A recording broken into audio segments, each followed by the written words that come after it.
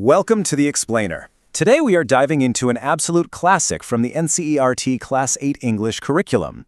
It's a brilliant little story called The Wit That Won Hearts, and honestly, it's such a great read. It's a tale about kings, queens, and a famous poet who manages to save the day, not by fighting, but with sheer brainpower and a perfectly timed sense of humor. Okay, here's a quick look at our roadmap for today. 1. The Golden Empire. 2. A Royal Misunderstanding. 3. Rama's Clever Plan. 4. The Courtroom Trick. And finally, 5. The Lessons We Learn. Let's start with Section 1, The Golden Empire, a look into the past. So, to really get this story, we gotta set the scene. We are stepping back into the magnificent Vijayanagara Empire, which was just incredibly wealthy and powerful. King Krishnadevaraya stepped up to rule in 1509 CE. And he wasn't just some tough warrior either. He was a genuinely wise king and a pretty gifted poet himself. His reign, which went up until 1529, is literally known as the Golden Era, mainly because art and literature just completely flourished under his watch. Now, the king had this inner circle called the Ashtadiggajs. These were 8 super celebrated poets who basically built the empire's literary tradition. But among all these brilliant minds was one guy who really stood out, the legendary Tenali Rama.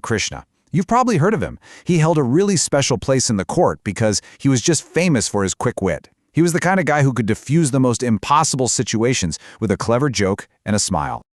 Moving right along to Section 2, A Royal Misunderstanding, When Words Fail. You know, even the absolute smartest rulers have their off days. Our story kicks off when the king writes a brand new poem. The problem? Well, it was full of all these super vague words about the stars and the moon, and honestly, it just didn't make any sense. Every time he tried to read it to his ministers, they would literally make up excuses and run away. So, feeling pretty frustrated, the king waits until late in the evening and decides to share his new masterpiece with his wife, Queen Tirumala. And this is where things go off the rails, showing how a totally normal thing can start a massive fight. The queen was just exhausted. It had been a long day. So, as the king is reading this confusing poem, she yawns, not once, but a few times. To her, it was just exhaustion. But the king? Oh man, he took it entirely the wrong way. He thought her yawning was a direct insult to his beautiful artwork. He gets furious, storms out, and gives her the silent treatment for weeks. The whole palace was just walking on eggshells. All right, Section 3, Rama's Clever Plan, Seeking a Solution. So, the poor queen is just distraught. She tries everything to apologize and fix things, but the king refuses to budge. He is stubborn. With literally no other options, she turns to the one person who might actually be able to help. She calls in Tenali Rama and pleads with him, saying, "Help me please, Rama. Only you can help the king understand."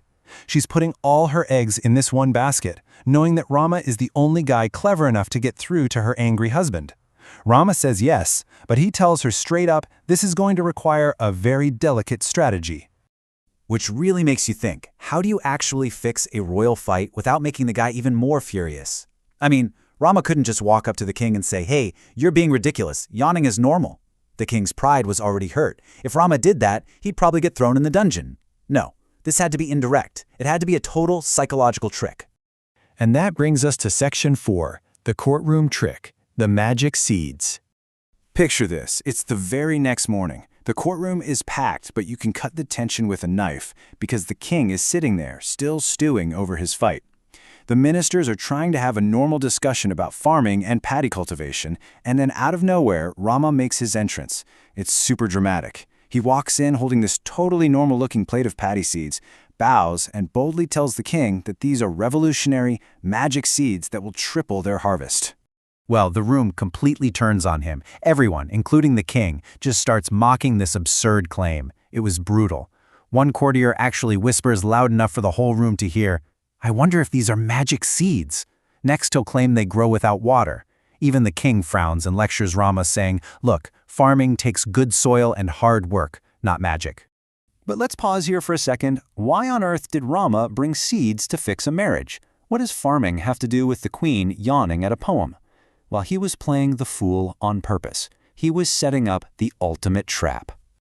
Completely unfazed by everyone laughing at him, Rama just smiles. He nods along with the king about how farming takes careful work, but then he drops the hammer. He looks around, totally deadpan, and asks, but what if the person had a habit of yawning while sewing? Wouldn't the seeds scatter unevenly? Boo. It was a perfectly laid, completely logical trap wrapped in a joke. The whole court instantly erupts into laughter. And the king? He is so caught off guard by this bizarre question that he actually sighs, and without even thinking about it, he yawns himself. It's this incredible gotcha moment.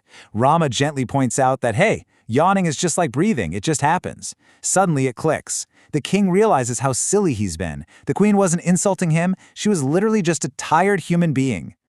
Let's wrap things up with Section 5. The lessons we learn, wisdom from the story. So, at the center of this entire explainer is the concept of wit. It's simply the ability to use your words and your ideas in a quick, clever way to solve really sticky problems. Think about it. Tenali Rama didn't use force, and he didn't even argue. He just used his brain and a good sense of humor to hold a mirror up to the king, and he totally saved the royal marriage in the process.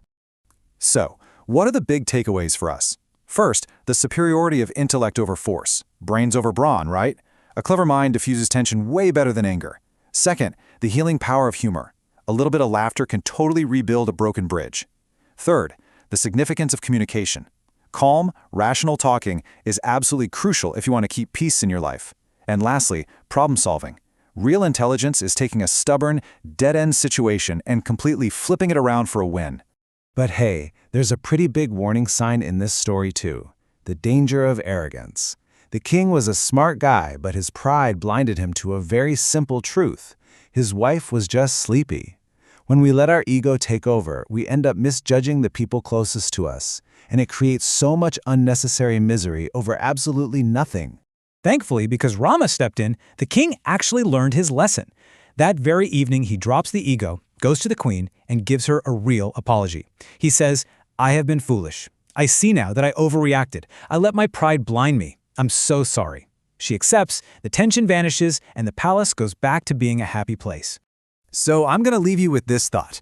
The next time you find yourself in a silly misunderstanding with someone you love, are you going to choose anger and pride, or will you choose communication and maybe just a little bit of wit?